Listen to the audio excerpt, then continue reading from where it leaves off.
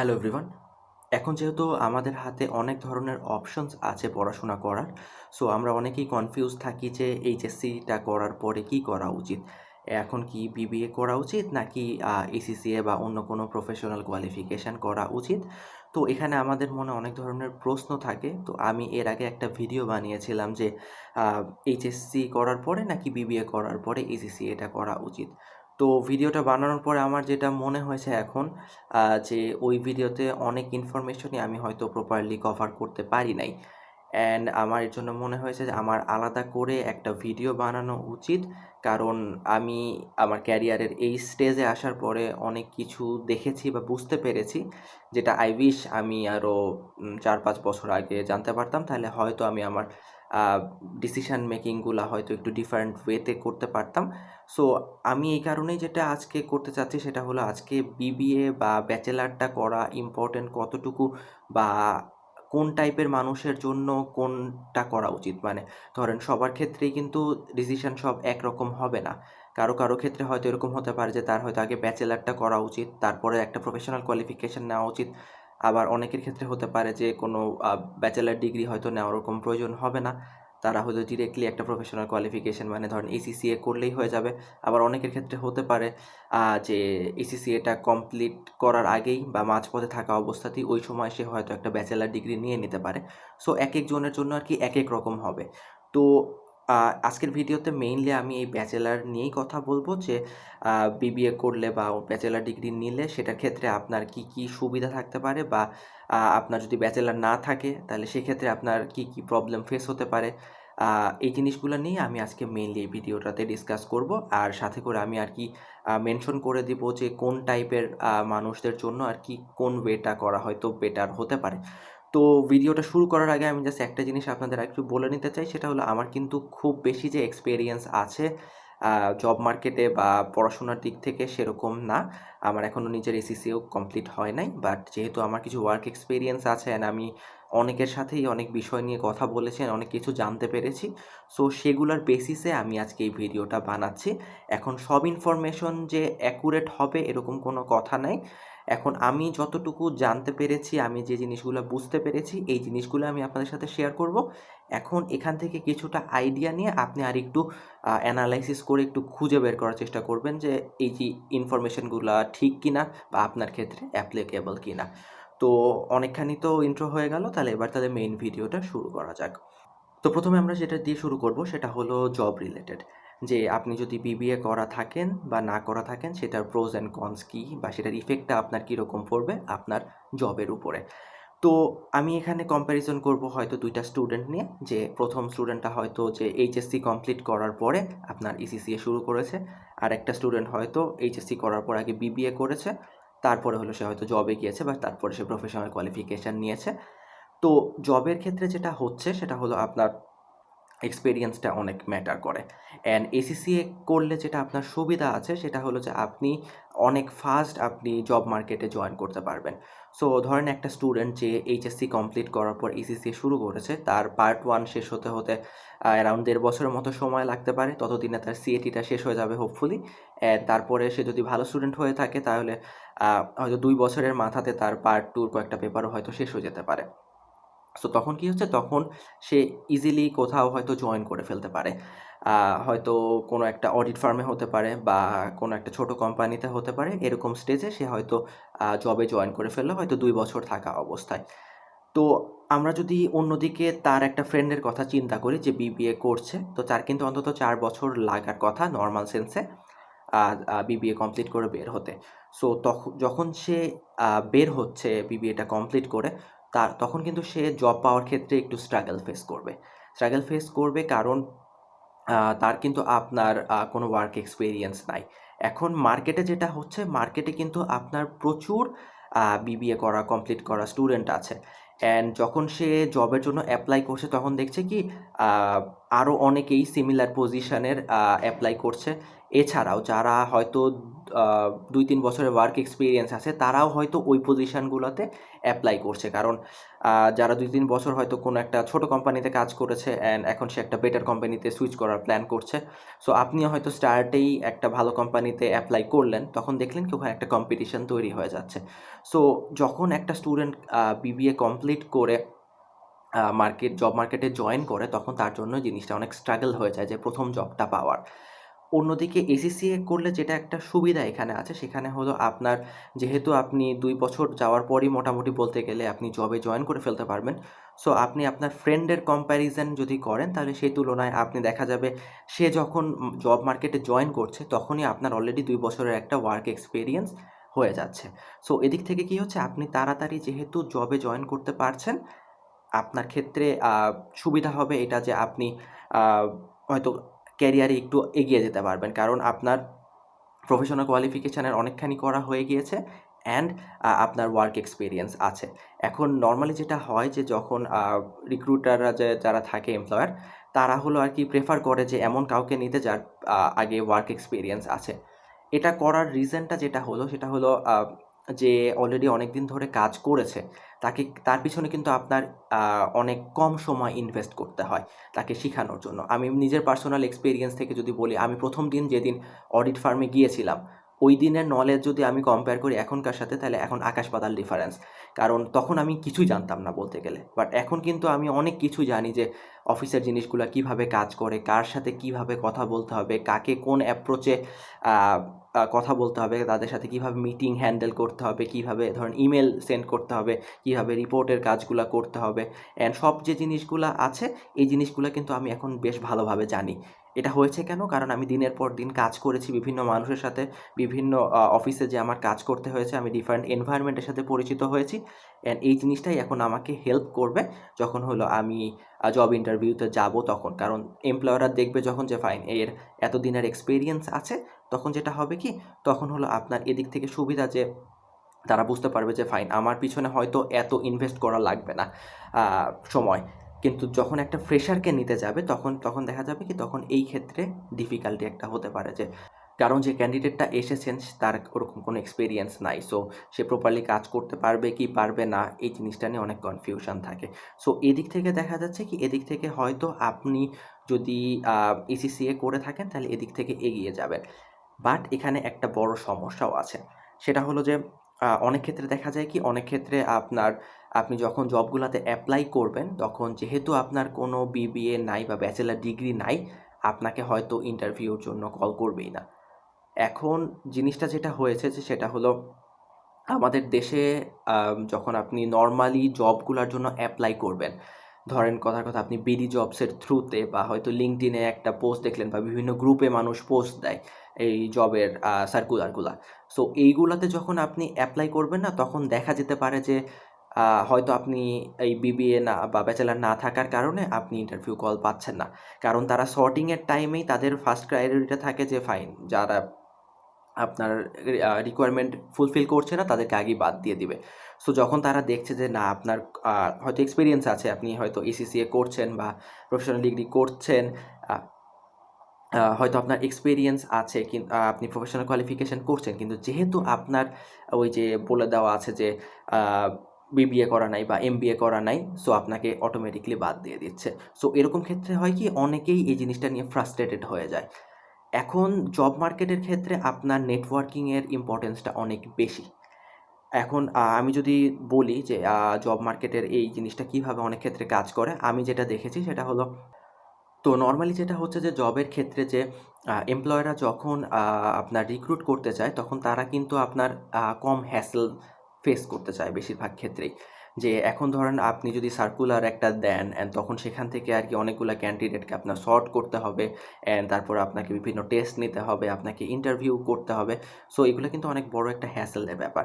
So অনেকে যেটা করে সেটা হলো রেফারেন্সিং এর থ্রুতে হলো নিয়ে নেয়। এই জিনিসটা অনেক ইজিয়ার হয়ে যায়, হ্যাসেলও কম হয়ে যায়। তো এসিসিআর কমিউনিটিতে আমাদের যেটা হয় যে যারা এখন টপ পজিশনে আছে বা আপনার ধরেন ফ্যাকাল্টি আছে বা এমপ্লয়ি যারা এখন আছে বিভিন্ন কোম্পানিতে বা ফার্মে কাজ করছে, তাদের কাছে আরকি ইনফরমেশনগুলো চলে আসে যে কোথায় রিক্রুটমেন্ট হবে এই ব্যাপারটা নিয়ে। তো ধরেন আমি কথার কথা বলি, যদি আমি ফ্যাকাল্টিদের কথা বলি, যারা আমাদের বিভিন্ন ইনস্টিটিউশনে আছেন মেইনলি। তো তারা হলো আর কি এরকমভাবে অনেক ধরনের জবের সম্বন্ধে জানতে পারে। তো বিভিন্ন কোম্পানি তাদেরকে হয়তো ইনফর্ম করে যে তাদের একজন এমপ্লয়ি দরকার এখন, তারা রিক্রুট করবে। সো কী হয়, তখন এই ফ্যাকাল্টিরা হয়তো চিন্তা করলো যে ফাইন, কাকে রিকমেন্ড করা যায়। সো এরকম টাইমে যেটা হয় যে এই ফ্যাকাল্টিদেরকে স্টুডেন্টরা বলে রাখে যে সে এখন জয়েন করতে ইন্টারেস্টেড, যদি কোনো ভ্যাকেন্সির অপশন আসে তাহলে যেন তাকে রেফার করতে। সো তখন কী হচ্ছে, যারা কেপাবেল থাকে সেরকম স্টুডেন্টদেরকে হলো এই ফ্যাকাল্টিরা আপনার কী বলে রেফার করে দিচ্ছে। অ্যান্ড তখন হলো কি, ওই কোম্পানি হয়তো ইন্টারভিউ নিল, অ্যান্ড নেওয়ার পর যদি পছন্দ হয়ে যায় তাহলে নিয়ে নেয়। তাহলে কিন্তু এখানে দেখতে পাচ্ছেন যে অনেক হ্যাসেল কম হচ্ছে। সেম জিনিসটা আপনার অনেক ক্ষেত্রেই হয়ে যায় যে হলো আপনার ফ্রেন্ড যারা থাকে বিভিন্ন কোম্পানিতে বা কলিগ যারা আছে, তো এরকম থ্রুতে হলো অনেকেই আপনার হলো আর কি এভাবেই জবগুলা পেয়ে যায়। সো এই কারণে যেটা হচ্ছে যে নেটওয়ার্কিংয়ের থ্রুতে আপনার এসিসি এর বেশিরভাগ এই জবগুলা হয়ে থাকে সাধারণত। তো নেটওয়ার্কিংয়ের আর কি অনেক বড় একটা ভূমিকা আছে এই জবগুলা পাওয়ার ক্ষেত্রে। তো অনেকেই আর কি বলে থাকে যে ফাইন, তারা বেশিরভাগ পেপারই আপনার বা পুরা এসিসি হয়তো কমপ্লিট করে ফেলেছে এই সেলফ স্টাডি করে। কিন্তু এক্ষেত্রে যেটা হচ্ছে যে তাদের কিন্তু নেটওয়ার্কিংটা গ্রো করছে না। অ্যান্ড যখন আপনার নেটওয়ার্কিং গ্রো না করবে, আপনি যদি এসিসি এর মানুষদেরকে না চিনেন, তাহলে কিন্তু আপনি ফিউচারে জব পেতে স্ট্রাগল করবেন। কারণ নরমালি আপনার অনেক ক্ষেত্রেই দেখা যেতে পারে যে আপনি বিভিন্ন জায়গায় অ্যাপ্লাই করলেন, কিন্তু অলরেডি ওখানে রেফারেন্সিংয়ের যারা মানুষ আছে নেওয়ার মতো তাদেরকেই নিচ্ছে। সো আপনি অ্যাপ্লাই করে যাচ্ছেন কিন্তু জব পাচ্ছেন না। তখন জিনিসটা আপনার জন্য হয়তো ফ্রাস্ট্রেটিং হয়ে যেতে পারে। সো যেটা আমি বললাম যে অনেক কোম্পানি আছে যারা হলো আর কি এরকম রেফারেন্সিংয়ের থ্রুতেই নেয়, কিন্তু তারপরও তারা সার্কুলারগুলা দিয়ে দেয়। তো যেটা হচ্ছে যে অনেকে এভাবে অ্যাপ্লাই করছে কিন্তু পাচ্ছে না। আবার অনেকে হয় যে ডিরেক্টলি হয়তো মানা করেও দিতে পারে যে তাদের যেহেতু ব্যাচেলর একটা ডিগ্রি নাই, সো তারা এটার অ্যাপ্লাই করার মতো ক্যাপাবল না। ঠিক আছে? সো এই জিনিসটা অনেকের ক্ষেত্রে ফেস হতে পারে এই প্রবলেমটা, অ্যান্ড হয়েছে অনেকের ক্ষেত্রে। আমি যেরকম ওই দিন একজনের সাথে পরিচিত হলাম। তো সে আর কি বলছিল যে সে প্রথমে যে জবের জন্য গিয়েছিল সেখানে হলো আর কি দেখছে তার সিভি দেখার পরে দেখেছে যে সে হলো তার বিবিএ নাই। যেহেতু বিবিএ নাই আর তার এসিসিএ পুরাটা কমপ্লিট হয় নাই, সো ওরকম ক্ষেত্রে আর কি তাকে বলছে যে না, এই সময় আপনাকে আমরা নিতে পারছি না, যেহেতু আপনার কোনো ব্যাচেলার ডিগ্রি নাই। সো এটা আপনার যেরকম ছিল একটা অডিট ফার্মের ক্ষেত্রে তার এই এক্সপেরিয়েন্সটা হয়েছিল। সো এরকম কিন্তু এক্সপেরিয়েন্স হতে পারে। আবার এরকম আমি অনেক মানুষ দেখেছি যাদের এই ব্যাচেলার নিয়ে কোনো ধরনের প্রবলেম হয় না। তারা এখন বিভিন্ন কোম্পানিতে বা ফার্মে বিভিন্ন জায়গাতে কাজ করছেন, ভালো পজিশনেই আছেন, কিন্তু তাদের কিন্তু ব্যাচেলার্স নাই। তারা জাস্ট এসিসি এর থ্রুতেই কিন্তু আপনার এই জবগুলা পেয়েছেন, অ্যান্ড তারা কিন্তু এখন ওইভাবেই সুইচ করছেন। কারণ একটা স্টেজে যাওয়ার পরে আপনার ওরকমভাবে হয়তো দেখেও না অনেক কোম্পানি যে আপনি কী বলে ওটার নাম, ব্যাচেলার করছেন কিনা বা কোথা থেকে করছেন এই জিনিসগুলো। যখন দেখে যে আপনি একজন চার্টার্ড অ্যাকাউন্টেন্ট হয়ে গেছেন, আপনার প্রফেশনাল কোয়ালিফিকেশান আছে, তখন আর কি ওই জিনিসটা হয়তো অত ম্যাটার করে না সবার কাছে। বাট হ্যাঁ, কিছু ক্ষেত্রে আপনার করতেও পারে। সো এখানে আমি যেটা বলব যে আপনার যদি ব্যাচেলার করা থাকে তাহলে এরকম ক্ষেত্রে আপনার স্কোপটা অনেক বেশি হয়ে যাবে। আপনাকে হয়তো কোনো জায়গাতে আটকাতে হবে না। আর যদি আপনার এদিকে ব্যাচেলার্স না থাকে, শুধুমাত্র এসিসিএ করা থাকলে এরকম হতে পারে কয়েকটা জায়গাতে আপনি হয়তো অ্যাপ্লাই করে জব পাবেন না, বা আপনাকে হয়তো নিবে না জাস্ট বিকজ আপনার ব্যাচেলার নাই। সো আপনার যদি এরকম হয়ে থাকে যে আপনি নেটওয়ার্কিংয়ে আ তুলনামূলকভাবে দুর্বল, অ্যান্ড আপনি হয়তো নেটওয়ার্কিং হয়তো মেইনটেইন করতে পারবেন না প্রপারলি, মানুষের সাথে আপনার খুব বেশি ইন্টারঅ্যাক্ট হয় না, আপনি অনেক বেশি ইন্ট্রোভার্ট, এরকম টাইপের যদি আপনি হয়ে থাকেন, তাহলে আমি পার্সোনালি সাজেস্ট করব যে আগে আপনি অ্যাটলিস্ট বিবিএটা করে নেন। বিবিএটা করে বা অ্যাটলিস্ট বিবিএটা শুরু করে তার পাশাপাশি এসিসিএটা করেন। শুধুমাত্র হইলো আর কি এসিসিএটা দিয়ে স্টার্ট করাটা মেবি আপনার জন্য ওয়াইজ হবে না, কারণ আল্টিমেটলি আপনি জব খুঁজে পেতে অনেক বেশি স্ট্রাগল করবেন। সো এরকম টাইপের যারা থাকবেন, আমার মনে হয় আপনাদের আগে একটা ব্যাচেলার করে ফেলা উচিত, যাতে করে আপনার অপশনগুলো আরও বেশি থাকে। সো মোটামুটি বলতে গেলে জবের উপর বিবিএর ইম্প্যাক্টটা এভাবেই পড়ে। এখন আপনি কোনটা করবেন সেটা তো অবভিয়াসলি আপনার ব্যাপার। নেক্সটে আমরা যে টপিক নিয়ে কথা বলবো সেটা হলো বাইরে যাওয়ার ক্ষেত্রে। সো আমার আলাদা করে বাইরে যাওয়া নিয়ে একটা ভিডিও বানানোর প্ল্যানই ছিল, কিন্তু আমি সত্যি কথা বলতে সাফিসিয়েন্ট ইনফরমেশন গ্যাদার করতে পারি নাই। আমি কয়েকজনের সাথে কথা বলেছি, বাট হোল প্রসিডিওরটা নিয়ে আমার আইডিয়া একদম পারফেক্ট না, অ্যান্ড আমার মনে হয়েছে যে এটুকু আইডিয়া নিয়ে আমার ওরকম একটা আলাদা করে ভিডিও বানানো উচিত না। কিন্তু তারপরও আমার কিছু এক্সপেরিয়েন্স হয়েছে এই বিষয়টা নিয়ে। এজন্যই হলো আমি আজকে এই ভিডিওটার মধ্যেই এই বাইরে যাওয়ার পার্টটুকু নিয়ে ডিসকাস করব। সো আমি যেটা খোঁজ নিয়ে দেখলাম গত 1 বছরে, সেটা হলো যে ডিরেক্ট বাংলাদেশ থেকে হলো আপনার জব নিয়ে বাইরে যাওয়াটা তুলনামূলকভাবে ডিফিকাল্ট হওয়ার ওয়ান অফ দ্য রিজনস হলো আপনার যেকোনো দেশই আপনার বাইরে থেকে একজন এমপ্লয়িকে নিতে গেলে তাদের অনেক ধরনের এক্সট্রা প্রসিডিওর ফলো করতে হয়। এক্সট্রা প্রসিডিওর বলতে যদি আমি মিন করি, তাহলে আমি একটা এক্সাম্পল যদি আপনাদের দিই, যে ধরেন সাপোজ আপনি একটা কোম্পানিতে আছেন অ্যান্ড আপনি একটা পোস্টে রিক্রুট করবেন। এখন সেখানে বিভিন্ন ধরনের অ্যাপ্লিকেশন পড়েছে তার। সো সাপোজ ধরেন একজন আপনার পাপুয়া নিউ গিনি থেকে হয়তো অ্যাপ্লাই করেছে আপনার কোম্পানিতে। তো এখন আপনি তার সিভিটা দেখলেন অ্যান্ড দেখলেন যে না, সে কোয়ালিফাইড অ্যান্ড এই পজিশনে নেওয়ার জন্য সে হয়তো পারফেক্ট। কিন্তু তাকে হয়তো পাপুয়া নিউ গিনি থেকে এই বাংলাদেশে নিয়ে আসতে গেলে আপনাকে বিভিন্ন ধরনের হ্যাসেল ফেস করতে হবে।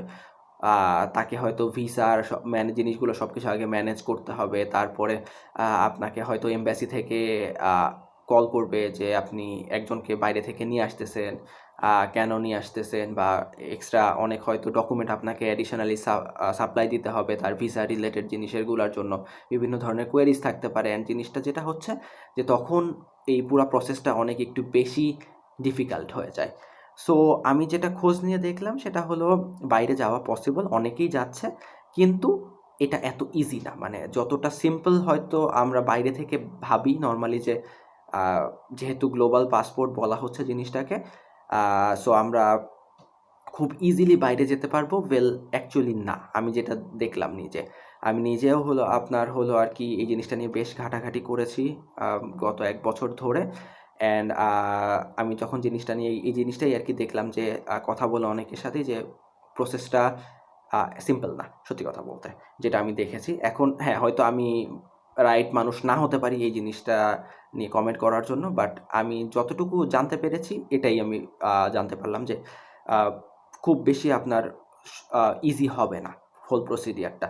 আপনার বেশ ভালো লিঙ্ক আপ থাকতে হবে, অ্যান্ড আপনাকে আর কি যদি ওই দেশে কোনো একজন পরিচিত থাকে, দেন হয়তো আপনার জন্য তুলনামূলকভাবে ইজিয়ার হতে পারবে। ওয়েল, সবচেয়ে ইজিয়ার হলো আপনার কানাডায় চলে যাওয়া। ওখানে আপনার পিআর নিয়ে যদি যেতে পারেন, তাহলে হলো আপনার জন্য অনেক ইজিয়ার। সো আপনি যদি এসিসিএ মেম্বার হওয়ার পরে যদি আপনি কানাডাতে হলো পিআরের জন্য অ্যাপ্লাই করেন, তখন হলো প্রসিডিয়ারটা আপনার জন্য অনেক ইজিয়ার হয়ে যায়, যেটা আমাকে বেশিরভাগ মানুষই বলেছে। কিন্তু অন্যান্য কান্ট্রিগুলোতে যদি করতে চান, তাহলে তুলনামূলকভাবে একটু ডিফিকাল্ট হবে, স্পেশালি যদি ইউরোপিয়ান কান্ট্রিগুলোর দিকে যেতে চান, তাহলে আপনার জব নিয়ে যাওয়াটা হয়তো একটু ডিফিকাল্ট হবে। তো এটা গেল হলো আপনার ডিরেক্ট জবের ব্যাপারটাতে। এখন আসি যে আপনার তাহলে বাইরে যাওয়ার সিস্টেমটা কি? এখন আরেকটা ভালো অপশন থাকে বেশিরভাগ মানুষের জন্যই, সেটা হলো মাস্টার্স করা বা হয়তো এমবিএ করতে যাওয়া বাইরে। কারণ এটাতে যেটা হচ্ছে যে আপনারা তখন এই মাস্টার্স বা এমবিএর থ্রুতে হয়তো বাইরে চলে গেলে, দেন ওখানে আপনি একটা কোয়ালিফিকেশন বা ডিগ্রি নিয়ে নিলেন। নেওয়ার পরে ওখানে আপনাকে একটা সার্টেন অ্যামাউন্ট টাইম পর্যন্ত হয়তো থাকতে দিবে, যে আপনাকে জব খোঁজার জন্য। দেন আপনি জব খুঁজে ওখানে আপনি হয়তো থেকে গেলেন। তো এই প্রসেসটা অনেকেই ইউজ করে, অ্যান্ড এই থ্রুতে হলো আপনার যাওয়াটা অনেক ইজিয়ার। তো এখন যেটা হয়েছে যে আপনার যখন একটা ব্যাচেলার থাকবে, একটা বিবিএ থাকবে, আপনি তখন ইজিলি এই মাস্টার্স বা এমবিএর জন্য অ্যাপ্লাই করতে পারবেন। কারণ আপনার জন্য আর কি জিনিসটা তুলনামূলকভাবে ইজিয়ার হবে। কারণ হলো তারা আর কি এই প্রিরিকুইজিট যেগুলো থাকে সেগুলো হলো সব কিছু আর কি ফুলফিল করতে হয়। সো যখন আপনি এইচএসসি করার পরে ডিরেক্ট এসিসিএ করতেছেন, ওরকম ক্ষেত্রে যদি দেখা যেতে পারে কি হয়তো আপনি মাস্টার্সে বা এমবিএর জন্য অ্যাপ্লিকেবল নাও হতে পারেন। আমি পার্সোনাল এক্সপেরিয়েন্স থেকে আপনাদেরকে যদি বলি, তাহলে এবছর আমি অ্যাপ্লাই করেছিলাম মাস্টার্স প্রোগ্রামের জন্য, বাট এই জন্যই হলো আমি হলো আপনার এই আইএলটিএস দিয়েছিলাম এই বছর। 7.5 এসেছিল আমার আইএলটিএসে, বাট আনফর্চুনেটলি আমি বাইরে যেতে পারিনি। আমার ইউনিভার্সিটিগুলো থেকে আনফর্চুনেটলি রিজেকশন লেটার এসেছে। সো জিনিসটা যেটা হলো যে আমি বেশ কয়েক মাস ধরে এটা নিয়ে ঘাটাঘাটি করার পর যেটা দেখলাম, সেটা হলো হয়তো ডিরেক্টলি এইচএসসির পরে আপনি এসিসিএ করলে তখন যেটা হবে যে অ্যাটলিস্ট মাস্টার্সের জন্য হলে আপনার হয়তো জিনিসটাতে স্ট্রাগল ফেস করবেন।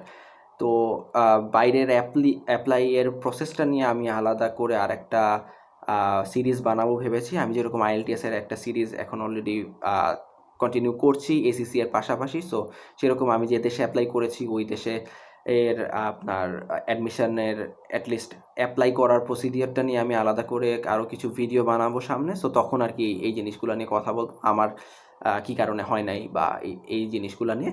বাট যদি ওভারঅল আমি বলি তাহলে এরকম ক্ষেত্রে যেটা হবে সেটা হলো, আপনার যদি একটা ব্যাচেলার থাকে তাহলে আমার মনে হয় আপনার জন্য জিনিসটা অনেক ইজিয়ার হবে অ্যান্ড আপনি বিভিন্ন জায়গাতে হয়তো অ্যাপ্লাই করতে পারবেন। সো অনেকের ক্ষেত্রে যেটা হচ্ছে যে অনেকে মাঝপথে স্ট্রাগল করে এসিসিএতে স্পেশালি, যে সবাই যে আপনার পেপারগুলো প্রপারলি পাস করতে পারে সেটা না, অনেকেই হয়তো অনেক জায়গাতে আটকায় যায়। অনেকের হয়তো ভালো স্টুডেন্ট থাকে না, অত হয়তো ফার্স্ট পার্টটা আপনার কষ্ট করে কমপ্লিট করলো, করার পর দেখা যাচ্ছে সেকেন্ড পার্টে স্ট্রাগল করতেছে।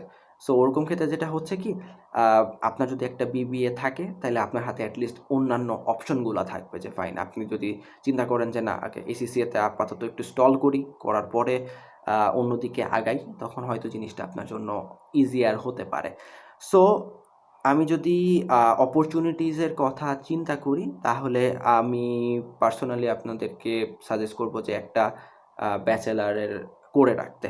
সেটা হতে পারে আপনি এইচএসসির পর করতে পারেন, বা যদি আপনি বেশ ভালো স্টুডেন্ট হয়ে থাকেন তাহলে আপনি এসিসি এটা শুরু করে তারপরে হলো আপনি একটা পার্ট, সেকেন্ড পার্ট যাওয়ার পরে তারপর হয়তো আপনি এখন যেরকম 2টা ইউনিভার্সিটি থেকে আপনি বিবিএ করতে পারবেন এসিসিএ করার টাইমে। একটা হলো আপনার ইউআইইউ যেটা আছে, ইউনাইটেড ইন্টারন্যাশনাল ইউনিভার্সিটি, আর Canadian University of Bangladesh. So এই 2টা থেকে আপনি করতে পারবেন আমি যতদূর জানি। সো আপনি চাইলে এসিসি এর পাশাপাশি ওই পরের দিকে যে আপনি বিবিএটাও কমপ্লিট করে ফেলতে পারেন, অথবা যেটা করতে পারেন সেটা হলো আপনি বিবিএ করে ফেলতে পারেন অ্যান্ড তার সাথে হলো আপনি এসিসি এটা করবেন। ফুল ফোকাসটা হয়তো আপনার বিবিএর উপর যাবে, সাথে আপনি একটা করে আস্তে আপনি এসিসি এর পেপারগুলোও পাস করে রাখলেন। সো এই জিনিসটা করলে যেটা হবে, আপনার যদি প্ল্যান থাকে যে আপনি বাইরে চলে যাবেন, এরকম ক্ষেত্রে আপনার হাতে অপশন আরও বেশি হয়ে যাবে। এখন আপনি যদি ডিরেক্ট জব নিয়ে যেতে পারেন তাহলে তো আলহামদুলিল্লাহ, তাহলে তো আপনার আর কোনো প্রবলেমই হলো না। বাট যদি ওরকম ওয়েতে না হয়, আপনি অ্যাটলিস্ট মাস্টার্স বা এমবিএ এর জন্য হলো আর কি অ্যাপ্লাই করে, তখন হয়তো আপনার হাতে অনেক বেশি অপশন থাকবে, যেটা হয়তো আপনার যদি কোনো একটা ব্যাচেলার না থাকে তাহলে হয়তো তারা আপনাকে আটকায় দিতে পারে এটার জন্য, যে আপনার ব্যাচেলার নাই, সো আপনি হয়তো মাস্টার্সটা করবেন কিসের বেসিসে, ঠিক আছে? সো এই জিনিসগুলাই কারণ বেশিরভাগ ইউনিভার্সিটি হয়তো আপনার ট্র্যাডিশনাল বিবিএটা কে ক্যালকুলেট কাউন্ট করবে, কারণ ওবিইউ যেটা আছে, ওবিইউ সব জায়গাতে আপনার মাস্টার্সের জন্য হলো অ্যাপ্লিকেবল হবে কি না এটা নিয়ে আমি কমপ্লিটলি শিওর না। সো যদি আপনি সেফ থাকতে চান বা আপনার যদি বিদেশে যাওয়ার মানে দেশের বাইরে চলে যাওয়ার ইয়ে থাকে, আমি আপনাকে সাজেস্ট করব যে একটা ইয়ে করে রাখা আপনার জন্য হয়তো ওয়াইজার হবে, একটা বিবিএ করে রাখাটা আপনার জন্য ওয়াইজার হবে। আর যদি এরকমই আপনার প্ল্যান থাকে যে না আপনার বাইরে যাওয়ার কোনো শখ নাই, আপনি দেশেই সেটেল করতে চাচ্ছেন আর আপনি তাড়াতাড়ি জব মার্কেটে জয়েন করতে চাচ্ছেন, একটা প্রফেশনাল কোয়ালিফিকেশান চাচ্ছেন, সেরকম ক্ষেত্রে হয়তো আপনার বিবিএ না করলেও চলবে। সো তখন হয়তো আপনি এইচএসসি করার পরে আপনি এসিসি এটা শুরু করে দিলেন, দেন 2 বছরের মধ্যে আপনি জবে জয়েন করে ফেললেন।